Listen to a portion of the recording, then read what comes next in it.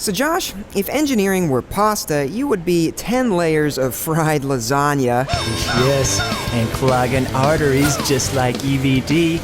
Welcome to Engineer vs. Designer. The podcast, baby. My name is Josh, mechanical engineer of SolidSmack.com. My name is Adam, industrial designer of CADjunkie.com. Each week's show is broken into 3 stereophonic halves. First, we'll bring you the coolest stories in 3D CAD news and product design, courtesy of SolidSmack.com. Followed by tips, tricks, and Q&A compliments of CADjunkie.com. And this week we have the man keeping a close eye on the CAD industry, software programmer and head of 3D Systems India, the one, the only Deelip of Deelip.com. If you could convert yourself into any CAD file format, what would it be? Because it's such a mess. We'll be hearing more from you as the show goes on.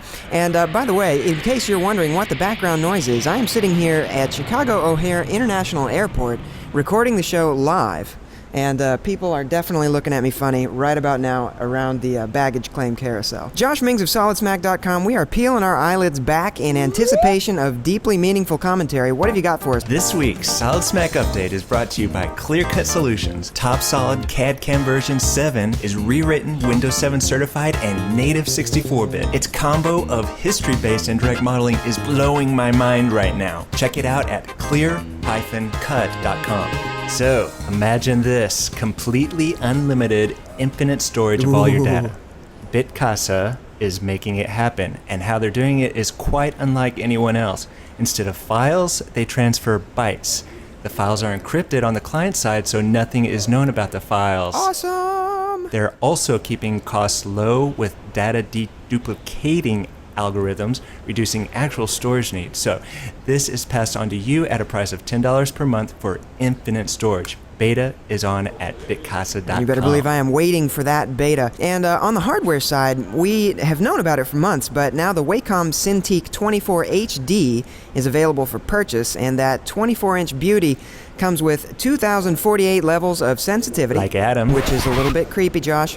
Lacks swivel control and weighs in at a hefty 65 pounds.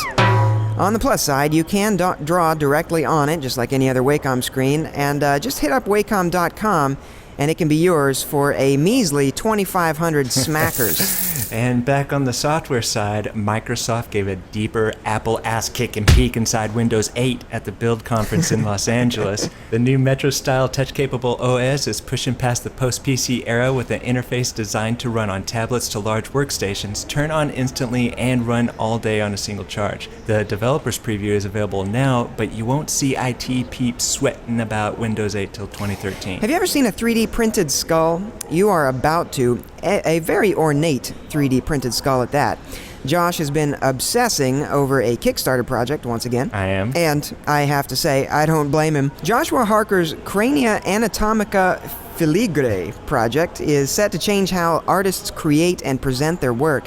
The project has met its financial goals, but you still have time to back the project and snag a sweet SLS printed skull to carry around with you if you want. Search Harker Kickstarter for the details. We're hitting art heavy this week, but if you want to see an incredible process that will take you outside your 3D modeling comfort zone, you need to check out the process David Sukup uses to create his amazing prints. Silk screen and stencil. Yes. Check out his work at sukupvisuals.com. Okay, so infinite storage. Bitcasa's offering it almost seems too good to be true. What do you think, Josh? Well, it's absolutely amazing. First of all, it looks like a lot of other services out there, maybe like Dropbox or Backblaze, where it's just backs up your files. Sure. But yeah. What they're actually doing is just taking bytes from the files and sending those across. They're not sending actual files names. Right. The data is encrypted on the client side and sent over to Bitcasa for storage. Amazing. And this is really, really beautiful stuff. You know, I have always been a cloud skeptic, mainly for this reason, is because I'm afraid of my data being vulnerable to employees of Dropbox or whoever getting access to it. Not my data so much as my client's data. I need to protect that.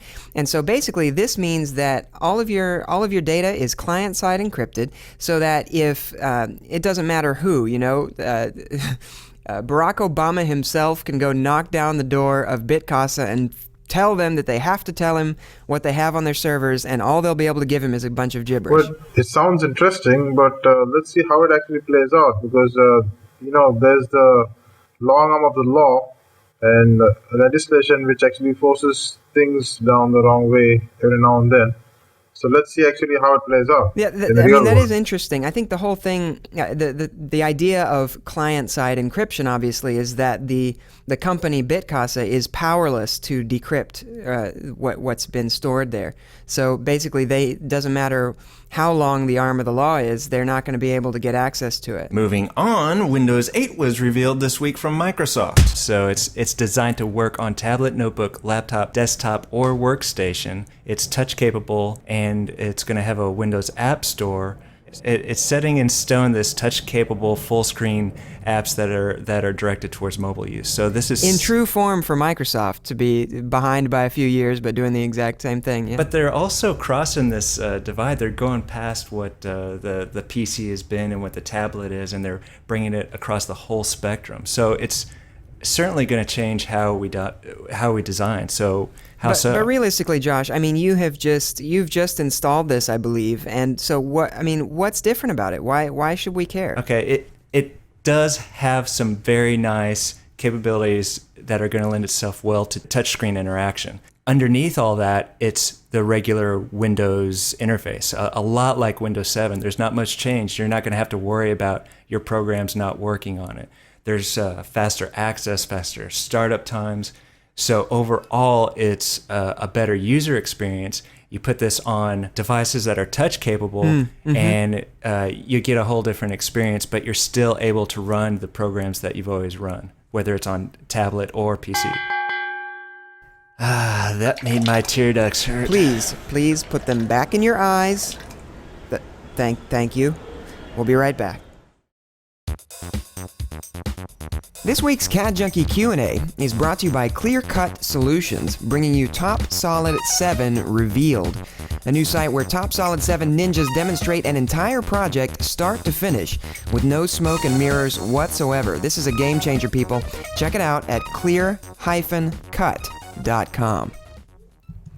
All right, ladies and gentlemen of EvD, this week Josh and I are traveling and decided to hit the streets and ask some folks what they know about 3D printing. Right now, Josh is at the International IDSA conference down in Louisiana. I'm in New York, and intern Simon is in beautiful Portland, Oregon. And we set out to find out what people in the street know about 3D printing. Now, let me go ahead and apologize in advance for the audio quality. I don't think the iPhone mic was intended to work inside dance clubs.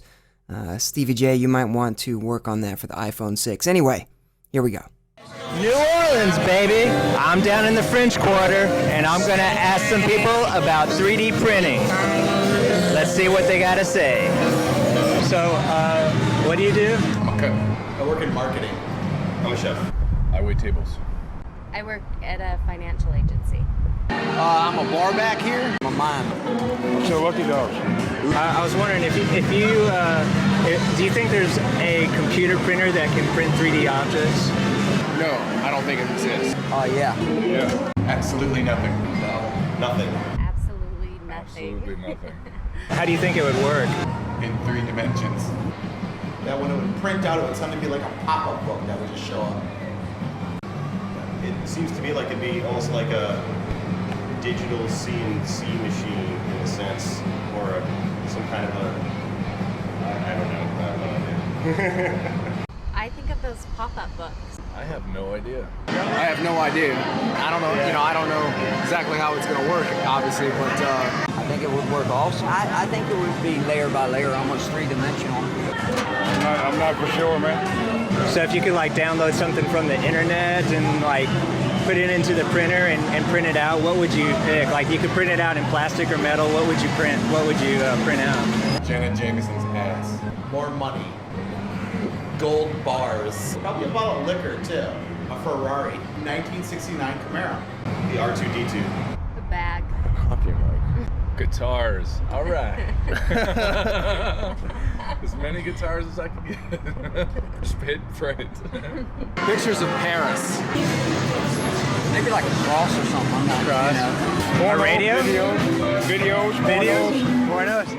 Okay, so it turns out that when you say 3D printing, most people seem to think of a pop-up book, and when you ask what they would like to print with said 3D printer, we got a Janet Jameson's posterior, more money, gold bars, bottles of liquor, a Ferrari, a 1965 Camaro, R2-D2, a bag, guitars, pictures of Paris, a cross, and porno. So special guest Deelip of Deelip.com, what do you think about that? We look at CAD as if it is something to be used only by engineers and designers. And the truth be told, this CAD software industry is extremely small. This technology can be used in a bunch of other places. We just don't see it that way. We just think that, only an engineer is fit to use a history-based parametric modeler and try and build all these big walls around us, which keep us where we are, instead of spreading this technology in other places where it has a place as well. So what I want to do is actually take the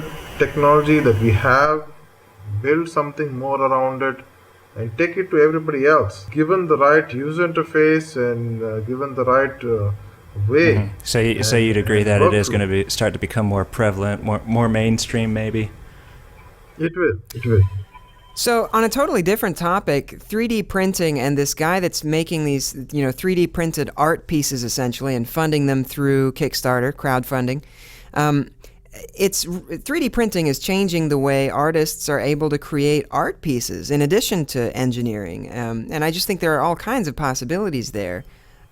Yeah, see, the thing is, so 3D printing has been around for about 25 years or so, and it's quite well entrenched in the automotive, aerospace, jewelry, like medical stuff. And that's good. But that is a technology which should not be restricted to those areas only. It is so wide, so all encompassing that it can be used any and everywhere. The kids can build their own toys. People can 3D print food. Teachers can use the 3D printing to teach stuff. So it is not linked to engineering only, although its roots are and all the technology is, because the source to a 3D print is a CAD file. Now, a kid can't just come up with a CAD file. Right. Okay. No, it will happen. I mean, 8-year-olds to 80-year-olds are using email right now, right? Right. 8-year-olds to 80-year-olds. I love that. So the guys who started this email thing didn't think of it that way. Okay. When that happens, the price is bound to come down. Adam, are those soggy Cocoa Puffs on the floor, or is your rabbit loose again? We're gonna be right back. Ladies and gentlemen, we warned you earlier. I present to you Deelip Menezes. Okay, so first, let's get a little bit of history. You've been in the CAD industry for a long time. Why did you even choose that, and how has that changed for you over the years? Well, I'm a mechanical engineer, and while I was studying engineering itself, I knew that I wanted to make software, so I just put 2 and 2, and that's where I ended up. I make software linked to mechanical engineering, and then now all kinds of engineering. So how it has changed over the years? I've turned into from an employee to an employer, and to somebody who's going to lead a division of a company in a country. So I guess it has changed a lot. How so? I mean, like technology-wise or personal? But both ways. You see, the things that when you work as an employee, you think differently, you act differently. When you become an employer, your head spins completely around, and you think in different ways. And when you're expected to lead a team and go and show results on behalf of somebody else, then you start to think in a third way. So for me, it's been a big journey. It's been a quite interesting one, and I think I've just it's only the start. Mm-hmm. So on the software development side, you're pretty much you're sticking it to the CAD developers and converting their formats. You start out doing that, right? So that became big business for you. When did you see that opportunity? This was way back in about 99 or so. I got an email from somebody who wanted to convert an STL file into, or rather read an STL file into AutoCAD. Now AutoCAD could spit out an STL file, but it couldn't read one. So I made a plugin. This was a small kind of contract job, and instead of giving the IP of that plugin to the customer, I actually kept the IP and I said, I'll sell it to you for a lower price, but I'll sell it to others as well. And I just wanted to see, because if just one guy wanted that, somebody else may also want it, and that thing started to sell. So then one thing led to the other, and finally I ended up making a business out of data exchange, because that's a problem that no one wants to solve, and I'm doing my bit. On another, now you've been covering the CAD industry for quite a while too. When did you start your blog actually? I believe it was about 2006. So in the same way, how has it changed since you actually started covering what everyone's doing? Well, the blog changed everything, because before that nobody knew about a company called Psycode, because it was in the I always say I live on the wrong side of the planet. So it's true. Yeah. When I started writing, that's when people got to know me, and then they started asking themselves, okay, who is this guy and why is he saying all these things? And that's when they got to know about Psycode, and the whole thing started up, and I actually got quite a lot of hits from my blog to Psycode, which I'm quite sure ended up in sales as well. So that changed a lot. It got attention onto me, and I must admit that I used it to my advantage. Yeah. So is that how it led you into creating software for 3D printing also then? No, that was a different thing. My partner in Print 3D, that's the US company which I own half of it. He contacted me with an idea, and he said that he wanted me to build a set of the plugins for him. So I liked the idea, and I told him that okay, fine, I'll build it, but don't pay me anything. I want in. So he realized that okay, he'll need someone to maintain the plugins in any case. So then we got into a partnership, and we created a company. Are there resources out there you'd recommend for engineers and designers who want to be more involved in the production of their design and learning more about 3D printing? Or that's a challenge actually, because the thing is that when the designers or engineers model their parts, they always imagine that they will be 3D printed in that same material. So if I'm designing something in steel, obviously I do it in a way in which the rules of designing steel come into play. But when you 3D print that part, it can warp. If the walls are too thin, it might split, and lots of things happen. So design for 3D printing is something quite important. That is a problem which has not been addressed neither by the CAD vendors nor the 3D printing manufacturers. And frankly, each one thinks it's the other one's problem. So maybe that is something which I would like to get myself involved in. Deelip, having you on the show has been better than a seedy Las Vegas bar where a guy stabs a spike through his arm and smiles. And to all of you out there in EvD land, thanks so much for tuning in to this week's episode. The bruises from last week are healing up nicely, and we are ready for more. I can take it. We do appreciate those comments, questions, suggestions, and gluten-free cake recipes. Delicious. Chime in on engineerversusdesigner.com to tell us what you think. And if you enjoyed this week's episode but don't want to let anyone know about it, simply hit those social sites and like like us, +1 us, or follow us. We hate love it when you do that. Thanks so much to Bill Fiorito for the rockin' tunes in the background. We'll see you next week, and remember, without engineers, designers would get their heads stuck in a fence and be eaten by squirrels. And without designers, engineers would get their heads stuck in a fence and then be eaten by squirrels. You copied me. Squirrels? You copied me. Seriously? That's cool. Alright. I think that'll probably do it.